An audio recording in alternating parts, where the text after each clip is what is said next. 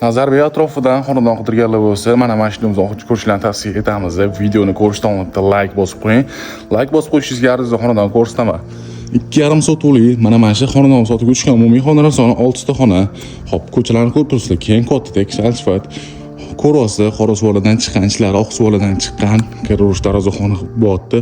O'ng qo'limizda asosiy binoga kiraverishimizni, yerto'lishimizni o'rtada yashil hudud qilingan, bu tarafda qo'shimcha binosi.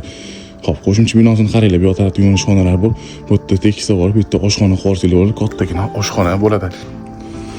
Asosiy binoga kirib kelamiz. Kirib kelganimizda to'g'rimizda ikkinchi qavatga chiqib zinapoyamizda, zinapoyamizdan tagiga uzun yuvinish xona joylari tashalgan. O'ng tarafni ko'ramiz. O'ng tarafimizda birinchi qavatda mehmonxonasi bor. Mehmonxonani ko'rib turibsizlar, so'ladan chiqqan.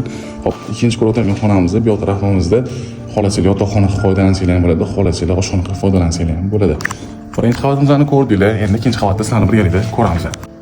Xonadonimizni ko'rdinglar, yoqamsa bitta like bosib qo'yasizlar. Aytib o'tgan umumiy yer maydoni 2,5 sotixdan iborat. Agar hol o'chirish uchun oldin yana bitta xonadon bor, xuddi mana shu unisi 3 sotixdan iborat. Unisini egalari narxini kelishsanglar bo'ladi. Bunisini narxini 2,5 sotixga 75 ming dollarga baholashyapti. Shundan Nazarbayev postdan 1 kilometr o'tganida Grand To'xona keladi. Grand To'xona ro'parasida joylashgan.